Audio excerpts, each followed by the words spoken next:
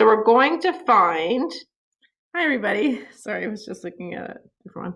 Anyways, hello. Today we are doing an example where I am going to show you how to find the shortest route between a point and a line. Now, if you take a look at the question, you can also take a look at the picture I gave you. Okay, so in the question we're going to give you, you have a campground road. Okay, and they are creating a new cabin out here, and they want to connect a road from this cabin to this campground line. Now, what we want to assume is that they want to minimize their cost. So we assume that they want this road to be the shortest possible distance. So go ahead and think about what would make the shortest possible distance. From here to here, or from here to here, or from here to here. And I hope that you will conclude the shortest distance will occur when you connect to this line and it meets at a right angle. That's because anything else would be like an angled line, like a hypotenuse of a right triangle, whereas when you connect directly with a right angle, you would get one of the shorter sides. Okay, so when we look at a question where it asks you to find the shortest distance, that occurs when the two lines that meet are perpendicular to each other. So if you read the question here, you can see that I drew it out for you, and you should all have this diagram, okay? And you should be using it in this note along with the ruler. And notice that each unit represents 500 meters. So that means 2 units represents a kilometer. So we want to find the route that minimizes the cost, and then we want to find out how long that road actually is. So how are we going to do that? Well, let's take a look at the picture, okay? So we need to find out where it hits this line, okay? That is daunting. How are we going to figure out where it meets this line? Well, the point at which and we will find it later. The point at which this actually hits at a right angle. Oh no, why is it doing that?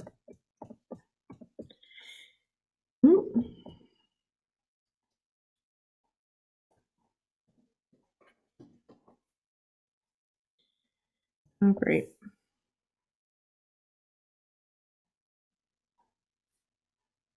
Okay. Ignore that. Sorry, guys. Is actually, so you can draw it. That's where it hits. Okay. So this point is actually a point of intersection.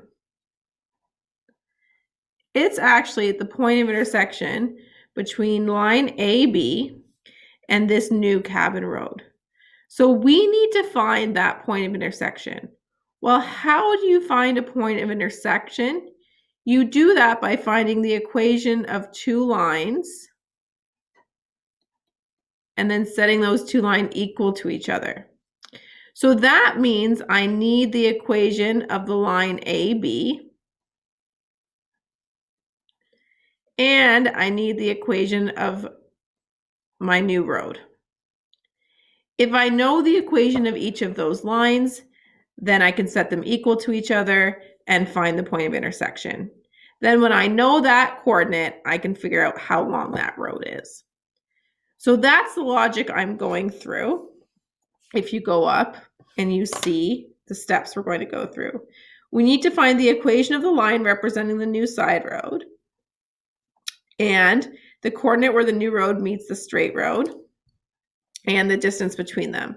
And this should also say road AB. We also need that equation. So since area is level, the shortest route is going to be easiest and cheapest to build, and that occurs when we are perpendicular. So the first thing we're going to do is find the slope of AB. Then we are going to use and a point to find the equation of line AB. Then we're going to use the fact that our new road has a perpendicular slope to AB and the cabin point to find its equation.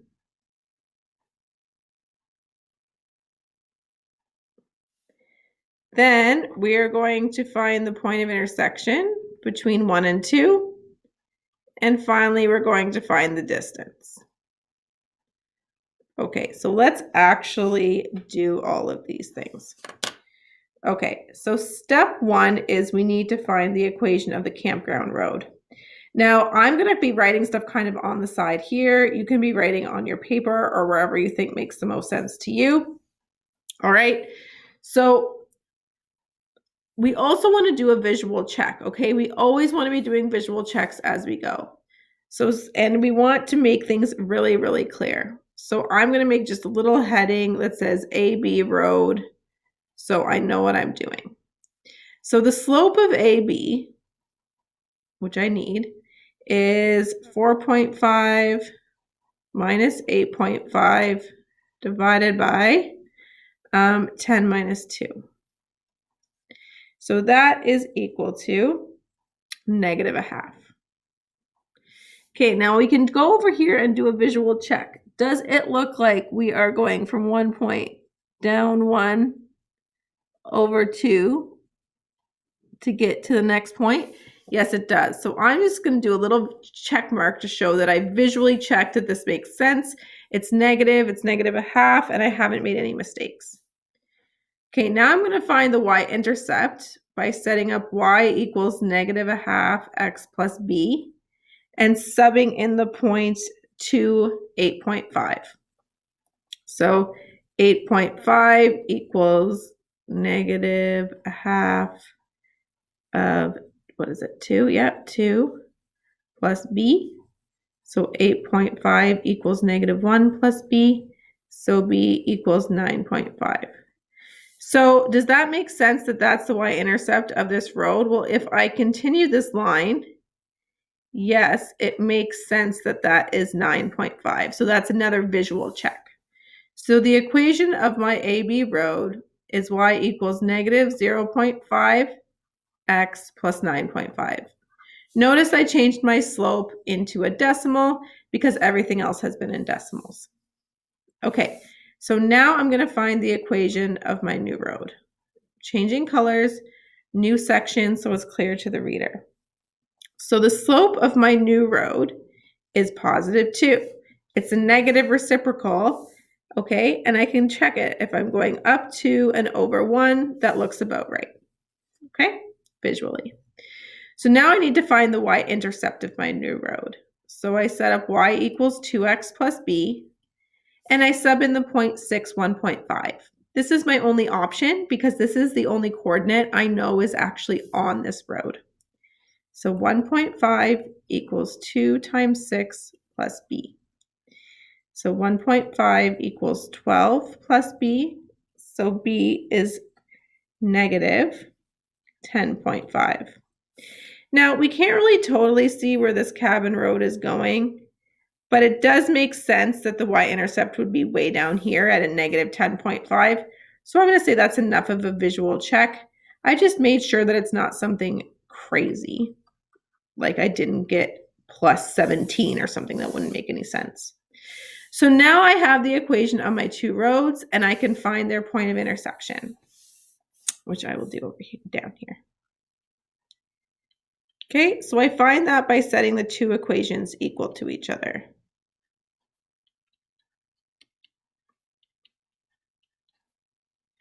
Okay, so now I just want to isolate x.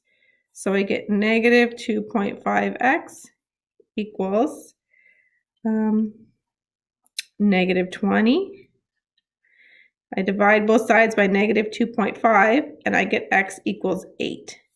Does that look about right for this point of intersection? Yes, it does. So I did a little visual check that 8 looks to be right.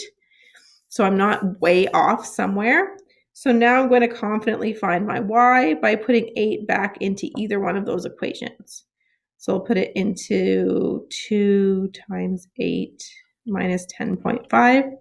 So that's 16 minus 10.5, which is 5.5.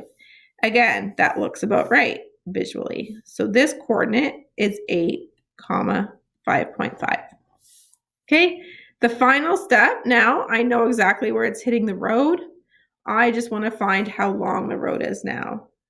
So I'm going to label this point P for point of intersection and call this C.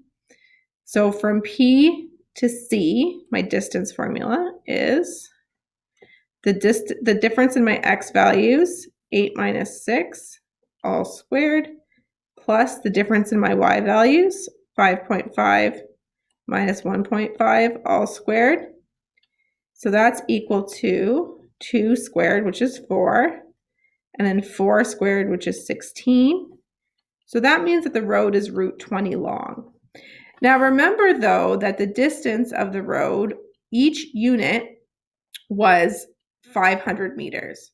So I want to do root 20 times 500 meters. And what you get is approximately 2,235 meters, which might be more useful as about 2.24 kilometers. So now you can write a little report for the campground people. You can say that the road from the new cabin should hit the main road at coordinates 8, 5.5, and that your new road will be about 2.25 kilometers long. So again, that's a lot of steps to go through, but you will be required to find the shortest distance between a point and a line. I will show you now using GeoGebra just so you can feel confident. Okay, so let's actually plot these points. Now, instead of just plotting them because they are actually on decimals, I'm going to just show GeoGebra the coordinates. So I'm actually just going to start my coordinate bracket and write 2, 8.5. And it'll always start with A, so do them in order. And then we have 10, 4.5, and our cabin is at 6, 1.5. Okay, so now we go over here to our geometry. We want to construct a line between A and B to represent the road. Okay, and then we want to do a line that's perpendicular. So we want to construct a perpendicular line between C and this line. So notice it does that for us. Okay, so now we'd like to find this point and we can just plop it.